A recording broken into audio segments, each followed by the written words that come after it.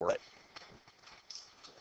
All right, so we'll go ahead and take our first quiz at the end today. I'm thinking probably about 15 minutes, just in case you need a little extra time to go ahead and spend on it. We started talking about graphs of functions yesterday. We went through a lot of vocabulary words. Let's see if we can take a look at those again. We talked about the vertical line test, being a function or not. We haven't yet got to increasing or decreasing. We kind of brought up even and odd, and that's the kind of stuff I want to go ahead and get to today. And then I believe this is where we finished, right? Okay. Now remember, if you're ever absent or you happen to misplace your notes, right over here by Marcus in that little filing cabinet right there, you've got Monday through Friday. Any extra copies I have of notes and such, put them right in there. So if you've lost focus activity, go ahead and grab that as well. You'll get your second one tomorrow. I've got your third one ready to go for Monday. And if you've had the opportunity to take a look at the website, then we're turning those in on Wednesday. So all you have to do is keep up with the 3 little slips of paper I hand you, turn them in on or before Wednesday. You got another 100 for a quiz. Okay, can't be easier. All right. Something else is happening next Thursday, though, a week from today. The test, that's what we really want to look at. That's going to be the biggest grade we've had so far going into progress reports, and that's already next Friday because next week is the 3rd week of school.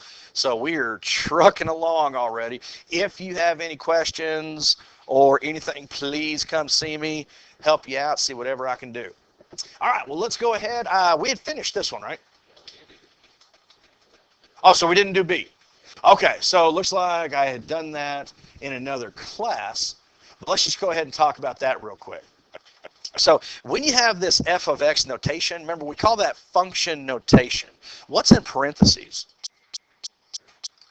Well, now 0 is in parentheses, but what does that represent?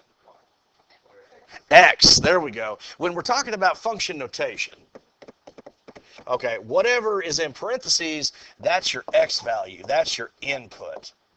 Okay, so f of x, that represents what? Yeah, y, that's your output. So a lot of times you see these functions, instead of y equals, it might say f of x equals, g of x equals. All we're doing is saying that it's named f, or it's named g, or it's named k. It's just a way for us to tell the difference between different equations if we happen to be working with them at the same time. So if I had an equation, if I had something like, just for argument's sake, f of x, and this is not this graph right here, if I had something like f of x equals 2x minus 5, just a linear function, and I asked you to evaluate, like we have here, f of 0. Well, what am I asking you to do? There you go. Everywhere you have an x in your equation, you're just going to replace it with what's in the parentheses. So f of 0 would be 2 times 0 minus 5. So those cancel. So in this case, negative 5, right? For an x value, you get a specific y value. Well, that's what we're doing here. The only thing is we don't have the equation. We don't know what the equation of this guy is, and that's okay because we can tell just by looking at it what the answer is going to be. And, you already saw, but let's just kind of talk through that. So we want to know what's the value of the function when x is 0. So the first thing I'm going to do, I got to locate 0 on the x-axis. It's right there at the origin, right? Now remember, you move horizontally for the x's, and then how do you move for the y's? You move vertically, right? Well, here, when I locate that 0, am I moving up or down? Why down? Because how do we know down? Why can't I move up? Where's the graph? It's below. So where the graph is with respect to that x, that's how you want to move. Well, because the graph is below, I'm just going to go straight down until I hit it. Okay, so where did I touch the graph? At what value of y? Negative 3. So that's why f of 0 is negative 3. When x is 0, that's the y value I get. Okay, so it's the same as what you would do with the equation. You're just looking at it graphically. All right. Let's try this other one. F of 2. So here's 2 right here. Again, the graph is below that x, so I want to go straight down until I hit the graph, and then I want to go right over. Goes negative 5. There we go, because this point right here is 2, negative 5. Is everybody seeing how I'm doing that? It's just like you're plotting a point. You're given one, you just want to find the other one that matches up to it. Okay. Same thing. F of 4. So here is 4 on the x-axis. I'm going to go straight down and straight across. What y value am I connecting with? -3. There we go. Perfect, perfect, perfect. Okay. So how are we doing? Does that make sense? It's not too bad, right? Okay. Hey. Those are your y values, yes. Okay. So what's in parentheses is your x. Okay. F of 0 would be the y value that goes with that x. So it's kind of like writing it like this. Okay. X was 0, and then we have f of 0. But we know f of 0 was -3, so that's how I was able to get that point. Okay. All right, well, let's see what else we have here. It says, given the implicit equation below, find explicit form and using a graphing utility, use a graphing utility to determine whether each relation is a function by applying the vertical line test. Okay. So we're going to go ahead and talk through them by hand. You know, we also have our calculators if we want to go ahead and do that as well. Now, does anybody happen to know the difference between implicit and explicit? Implicit is what you have to, like, imply. Okay. Not necessarily. Okay. So it has to do with the dependent variable. When we're dealing with x and y, which one's dependent? What is it? Y. Y is always dependent on x. That's why we say y is a function of x. We like to write our equations as y equals, you know, whatever with x. See, I can plug in whatever value of x I want. He's independent. But as soon as I choose a value of x, there is a specific y value that corresponds to him. Okay? So if the equation has been solved for y, you're dependent, that's what we call explicit. If it hasn't been solved for y, well, that's what we call implicit. So this one right here, this is implicit. Okay? If I want to write the explicit form, well, then I need to solve it for y. So we just need to manipulate the equation a little bit. So I want to get 2y by itself. What do I do first? Okay, so any extra terms, we got to get them over, so we're going to add that. We perform the opposite. So plus x squared to both sides. Those are going to cancel. So 2y is equal to x squared plus 4, because they're not like terms, so the best I could do is write them side by side. And now we're close. What do I need to do now? Divide by 2. Okay, the opposite of multiplication. So divide by 2, by 2, by 2. Those are going to cancel. So y is equal to x squared divided by 2. Or you could say 1/2 x squared, whatever you like, plus 2. That's what we call the explicit. Okay? Once you solve for y, it's explicit. Okay? Now, does anybody recognize what kind of graph would that be? It's going to be a parabola. There we go. Now, we'll graph it in the calculator in just a second, but think back to your transformations. And maybe it would help if I wrote it like this, because this is equivalent. 1/2 x squared plus 2. Both of those say the same thing. Dividing by 2, same as multiplying by 1/2. Okay. Well, can anybody tell me, what's that plus 2 going to do to it? There you go. That's just a vertical shift, right? Everything's going to go up 2. All right. And what about the 1/2? Now we're multiplying, so this is a dilation. So let me ask you, first off, is this a horizontal stretch or shrink, or is it a vertical stretch or shrink? This one's vertical. Now, a lot of times, though, if you want to make a change, say horizontally, you can affect it vertically. But because of where the 1/2 is, technically we'd go ahead and say it's vertical. So what do you think? Well, that 1/2, is that going to stretch it or shrink it? Yeah, it's going to shrink it. Those y values are going to be half of what they originally were. Okay, so let's see here. We know that the parent is going to look something like that, right? Okay, so we know the plus 2 is going to shift everything up 2. So this is where the vertex should be. And imagine if I could actually squeeze that parabola. If I put my hand above and below and I just squeezed him, is that going to make him thinner or fatter? It's going to make him fatter. So we would expect, to see a much wider parabola. Maybe not that wide. I'm just kind of drawing a sketch. I'm not worried about points. But let's see. Let's see how close we got. Okay. So we don't need this, document B. So let's go ahead and plug in X squared. Oh, and it is not letting me do that. First time today it's done that. Every other class period it's working good. So I'm going to just go ahead and say X squared. All right, and now tab, let's go ahead and put in, and I'm going to go ahead and use 0.5 instead of typing 1/2, just so it goes a little faster. So 1/2 X squared plus 2. Okay. So I definitely made it a little wider than I should have, but were we correct in what should have been happening? Yeah, okay. So that's the one we want to focus on, the one in red. Okay, so that's my function. All right, so let me go ahead and take this guy off right here. Okay. Now, let's say I apply the vertical line test. Okay, let's see if it'll allow me to do this.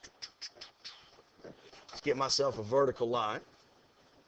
If I go ahead and take this vertical line and I start sweeping it back and forth, does it ever touch the graph in 2 or more places at once?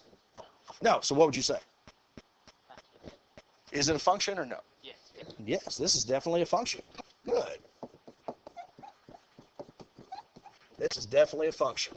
Now, one other thing I think is going to be useful for us, very, very useful for us, is let's talk about domain and range. Okay, that's one of the things we ended on yesterday. Remember, domain is how wide. The range is going to be how tall. Okay. Now, depending on where you're going, you may have set boundaries, or he may go forever. Okay. Now, what's one characteristic of a parabola? No matter what direction he opens, what's he going to want to do? Lilybell? He's definitely going to want to go up forever, but the graph itself is going to want to do what? Wider. He's going to want to widen. The further he goes, the wider he wants to get. So here's my question. He's opening up. Well, how wide is this guy going to get? Yeah, he's just going to be infinitely wide. So you remember interval notation. We want to go ahead and say negative to positive infinity. He's never going to stop widening. So every x I could plug in and get an answer. Okay. Now, what was it we could say in place of that? Instead of negative infinity to positive infinity? We can just say all reals. That's perfectly fine. Okay. Now, let's talk about the range. Now, this one's a little different. He does go up forever, right? But does he go down forever? Now, see, going down, there is a set boundary. Someone said it. The lowest this graph goes is 2, but he goes up forever. So remember, we always go from smaller to greater. So 2 to what? Infinity. We never include infinity. What about that 2? Would I include him? Yes. So that means I put a bracket. Okay. Is this coming back to you? Okay, kind of good? All right, let's try the next one. B, we'll do the same thing. It says x minus y squared is equal to 1.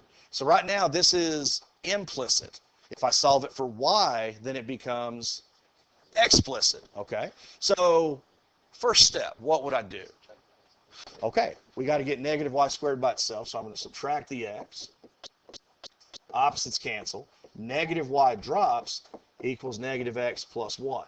Or 1 minus x. Okay, the order does not matter. Okay. Okay.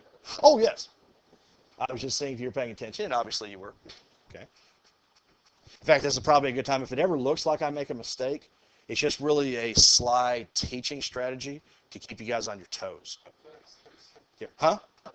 I prefer a justification more than an excuse. All right. So now what do I do? There you go. We got to get the negative out of there. So you can multiply through, divide through by a negative, however you want. So y squared is equal to a positive x minus 1. And there's one thing else. How do I get rid of a square? Square root. That's the inverse. Yes. So I'm going to take the square root. So y is equal to the square root of x minus 1. Now, when you're solving an equation and you take an even root, there's something you have to remember to do. Two little things have to go in front. You know what I'm talking about? What's that? You got to say plus minus. Plus minus. That's exactly right. Okay. Now, we're not exactly going with the inverse here. We're going to talk about inverses in a couple of weeks, but one thing about our inverses, we really want them to be functions. So for this one, we'd have to restrict it. Hello. Good. Okay. Christian. Okay. It says pass to the office immediately. Okay. All right. So let's just go ahead and talk about it. And I'll go ahead and put these in the calculator in just a second. But let's talk through it first. Anybody remember what does the square root of x look like, that parent? Do I like draw it? There we go. A lot of people are kind of drawing a half arc, okay, with their fingers. Basically, it's half a parabola, right? So the square root of x is probably going to look something like that, right? Okay. Now, let's talk about the transformation. What's that minus 1 going to do? It is a shift, but what direction? I heard right. I heard up. Lilybell? It is right. That is correct. But wait a minute. Why is it right? It says minus. There you go. When you add or subtract to x directly, you take the opposite. So if I actually wanted him to go left, then it would have said x plus 1. There you go. Okay, so while this is the parent, I'm going to shift him 1 right. I can do that with the power of technology. Unfortunately, you can't do that on your paper, but you know. Okay, so that right there is the square root of x minus 1, specifically the positive. Does anybody remember what's a negative's one job with a transformation? It's going to flip it. What do you call that? The reflect. It's going to reflect it. That's absolutely right. So that negative is just going to reflect him down so that I have the other part of that parabola. Okay, this would be negative square root of x minus 1. Okay, so that's why you got to take the plus minus, because you start with the parabola, you need to finish with the parabola. Okay. So now, let's take a look. I got my vertical line right here. If I start moving it back and forth, is it a function? No. Okay, in fact, there's many, many places where it hits twice. So this guy's not a function. But do you guys remember from the vocabulary the other day? Let me go ahead and write this out. Not a function. Okay. What do we call a group of ordered pairs? Just a set collection of them. Starts with the R. We call it a relation. We call it a relation. So while it's not a function, I can at least say it's a relation because we could use ordered pairs. Now, even though this one right here, A, he was a function, is he still a relation? Yeah, because he'd still be created using ordered pairs if we wanted. So you can always call everything a relation. It just may or may not be a function. Okay, let's try this. Take about 15, 20 seconds. Okay, don't say it out loud. Give everybody the opportunity. Write what you believe the domain and range will be for this. So the question is, how wide will this graph be, and how tall will he get? So maybe he goes forever. Maybe he has specific points that he will stop or start on. Okay, so I'll get this ready right here, domain range. Hello. Oh, back already. Okay. Oh, you're leaving. Okay. Back again and right out. How did you divide it for this? That it would cancel out and just be If you divided where the square is. On the first one? No, because they're two different operations. The power is simply telling me how many times I want to multiply that by itself, and the division is something completely different. Okay, but they do look similar. I mean, it looks like I have a 2 in 2 different places. But no, that would not cancel. All done, sir? Thank you. Okay. So let's see, by show of hands, how many people think they got the domain? Okay. Jaden, what do you think? 1. He says 1 and then infinity. Now, we never include infinity. What'd you put on the 1? Was it a parentheses or a bracket?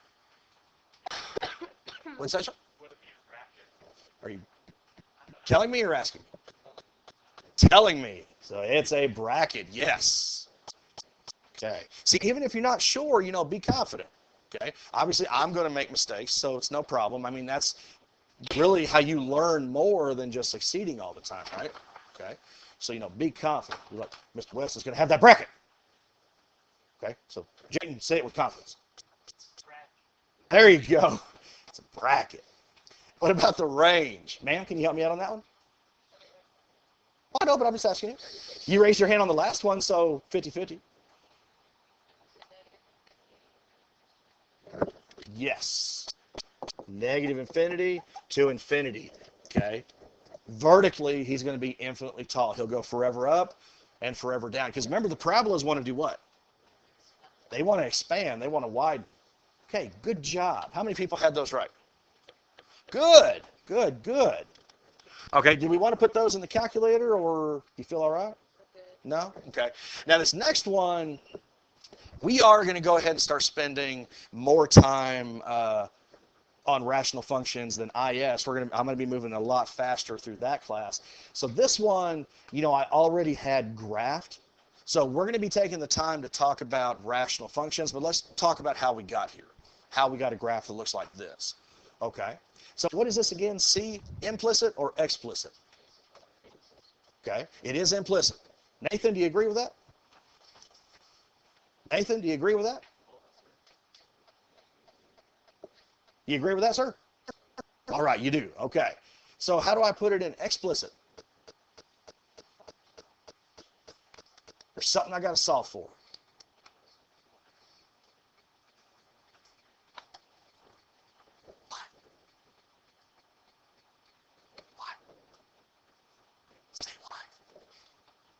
Y, that's it. We got to solve for Y. Okay. Let's see what we end up with. How do I do that? Well, not yet. Actually, we don't have to do that here because the Y isn't squared, so we don't have a radical here. The last problem was pretty radical. So, Lilybell, you said subtract what? Oh, we're very close. We are going to do something with the 2x. We're not going to subtract him. We will divide, but we want to get rid of our extra terms first. So we're going to subtract the 1. So those will cancel. X squared minus 1. And see, remember, we want this to be y equals, not 2xy.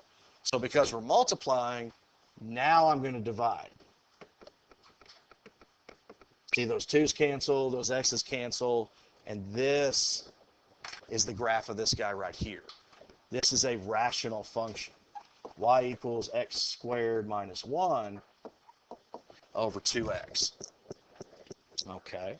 Now, we're not going to get into all the specifics right now. Is everybody okay with how we manipulated the equation? How we got that? Okay. Does anybody remember what you call those dashed lines? Start with an A. We call them asymptotes. That's right. Think of them as guidelines. Okay. The thing about the branches, and see here I have to call these branches because they're not connected. All right.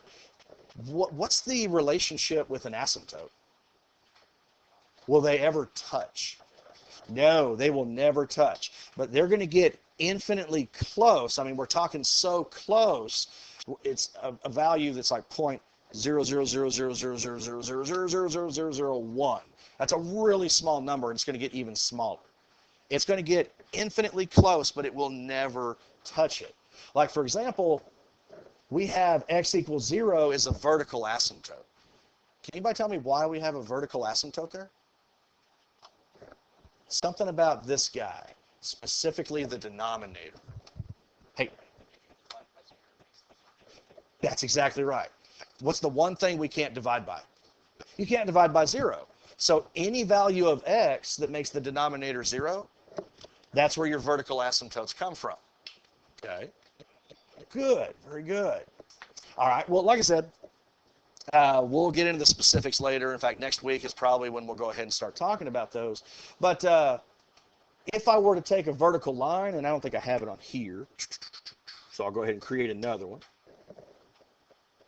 All right. So if I were to take the vertical line and sweep it back and forth, what do you guys think? It is a function. Now, it's going to get really close here, but remember, it's not going to touch that asymptote, so they won't actually overlap. So yeah, this guy's a function.